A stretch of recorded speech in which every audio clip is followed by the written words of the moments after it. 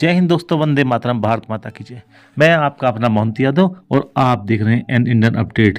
दोस्तों, आज के अपडेट में हम बात करेंगे चाइना के बारे में। जी हाँ, हमारा एक ऐसा पड़ोसी जो कोई भी मौका नहीं छोड़ता है भारत को परेशान करने का।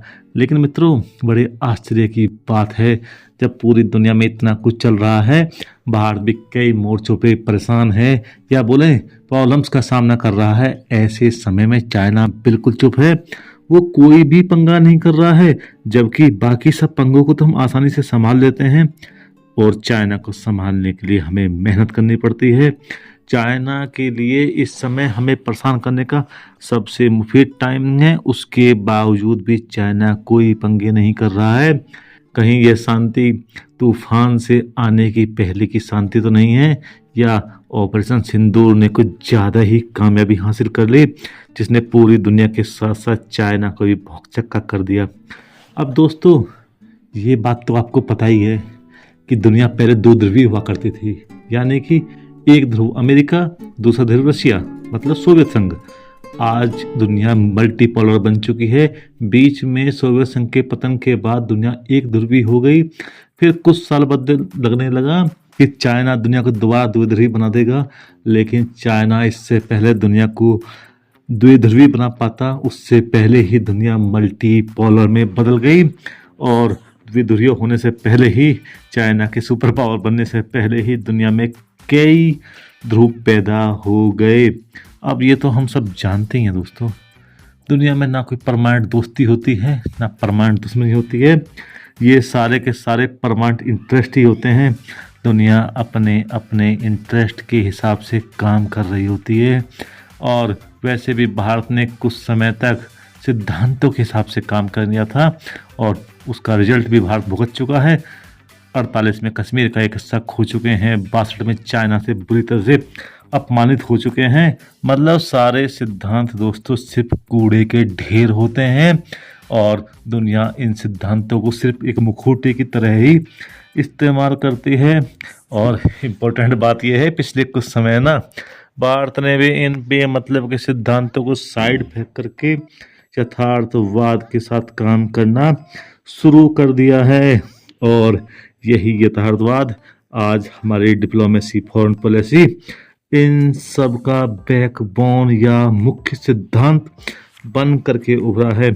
अब देखो हमारी प्रॉब्लम देखो, पाकिस्तान तो पहले से एक प्रॉब्लम था, लेकिन पिछले कुछ सालों में जिस तरह से उसका दिमाग ठिकाने लगाया गया है, उसके बाद वह कोई बड़ी प्रॉब्लम रह नहीं गया है।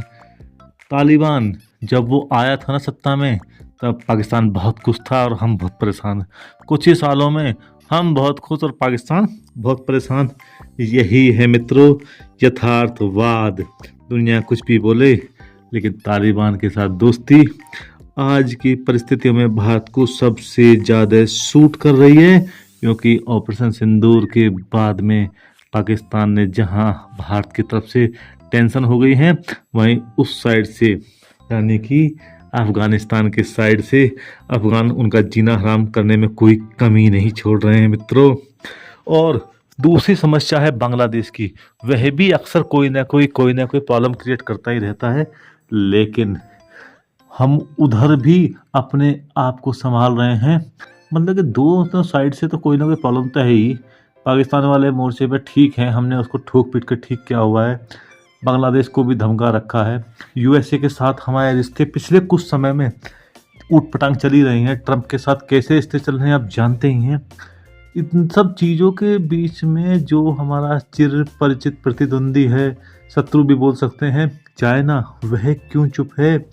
जब हम इतनी जगह पर फंसे हुए हैं, तो चाइना के लिए तो this is the best time India के बॉर्डर को डिस्टर्ब करने का, परेशान करने का। लेकिन समझ में नहीं आ रहा, चाइना न्यूज़ से ही बाहर है, वह कोई भी प्रॉब्लम क्रिएट नहीं कर रहा है। विश्व परिदृश्य मित्रों रोज बदल रहा है, यूएसए अपनी पॉलिसीज रोज बदल रहा है। सुबह पॉलिसी कुछ होती है, शाम को यूएसए का प्रेसिडेंट कुछ और बोल देते हैं, पता ही नहीं चलता कि यूएसए की पॉलिसी क्या है, लेकिन सब कुछ चल रहा है। सुबह से शाम तक बहुत कुछ बदल जाता है, लेकिन फिर भी चाइना न्यूज़ से बाहर है। चाइना का न्यूज़ से बाहर होना ना मित्रों अपने आप में एक संदेह तो पैदा करता ही है। अब पिछले कुछ दशकों में विश्व शक्तियों में ना कम्युनिकेशन, कोऑर्डिनेशन, कॉपरेशन तो बढ़ा ही था, ये तो सच्चाई है। लेकिन पिछले 2-3 सालों में वह सब कुछ एक साथ लगभग लगभग खत्म होता दिख रहा है।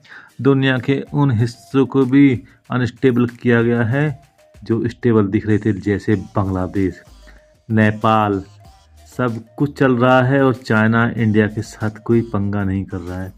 क्या आपको इस बात पर डाउट क्रिएट नहीं होता? कारण क्या है दोस्तों, विचार करना बहुत ज़रूरी है।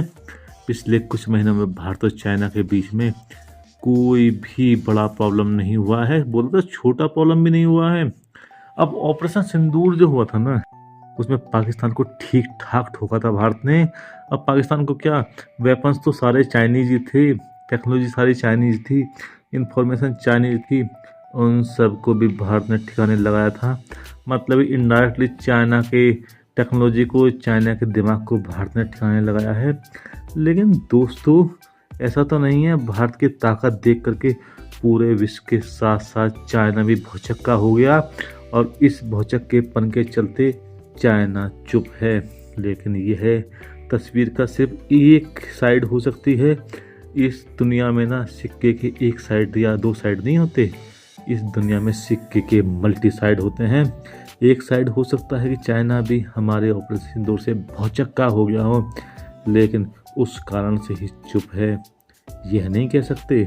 अब ट्रंप का ट्रेड वार शुरू हो गया है, उसने पूरी दुनिया के साथ रशिया, चाइना, इंडिया सबको लपेट लिया और मजबूरी में ही सही भारत और चाइना साथ साथ आए। जबकि दोस्तों मजबूरी की दोस्ती दो दुश्मनों के बीच में कहाँ टिकती है। मजबूरी ख़त्म, दोस्ती ख़त्म। लेकिन हो सकता है इस मजबूरी के चलते भी चाइना ने रोज़ की चिक चिक बंद करना बंद कर दिया। पहले मजबूरी को ख़त्म करते हैं, सीमा विवाद के बारे में उसके बाद देखेंगे। लेकिन दोस्तों ये बात ध्यान रखना, ये है मजबूरी जैसे ही ख़त्म होगी ना, चाइना के साथ ये प्रॉब्लम फिर शुरू हो जाएगी। अगर कारण यह है चुप लगाने का, क्योंकि मजबूरी की दोस्ती कभी नहीं टिकती। और हाँ, इस बीच में एक और ऊटपटांग सी खबर आती है कि इंडियन एयरफोर्स को फाइटिंग पावर के मामले में दुनिया में चाइना के ऊपर नंबर 3 पे रखा गया है। मतलब कि हमारी फाइटिंग कैपेबिलिटी चाइना से अच्छी है। हम खुश हो सकते हैं मित्रों, लेकिन ऐसी रिपोर्ट्स कई बार बनवाई भी जाती हैं, क्योंकि फाइटर प्लान के मामले में तो हम कहीं चाइना से बहुत ज़्यादा पिछड़ रहे हैं। चाइना अपने स्वदेशी 5th जनरेशन फाइटर्स का यूज कर रहा है, जबकि हम अभी भी 4.5 पर ही अटके हुए हैं। तेजस भी अभी पूरी तरह से डिलीवर नहीं हो सके हैं, या सच बोले तो डिलीवर होना शुरू ही हुए हैं, वो भी USA के इंजन के साथ में। मतलब दोस्तों भारत की मिसाइल टेक्नोलॉजी शानदार है, लेकिन चाइना की मिसाइल टेक्नोलॉजी भी कोई कमज़ोर थोड़ी है। उपग्रह टेक्नोलॉजी के मामले में, साइबर वॉर में चाइना हमसे आगे दिखाई देता है। लेकिन इतने सबके बाद में चाइना शांत है, कुछ तो बात है। अगर आपको ना इसके बारे में कोई आइडिया है तो आप कमेंट सेक्शन में ज़रूर बताएं मित्रों। और यदि आपको वीडियो पसंद आया है ना, तो आप वीडियो को लाइक करें, चैनल को सब्सक्राइब करें और कमेंट सेक्शन में अपनी प्रतिक्रिया आप दे ही देंगे।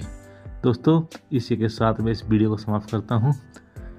नमस्कार मित्रों, जय हिंद दोस्तों, वंदे मातरम, भारत माता की जय।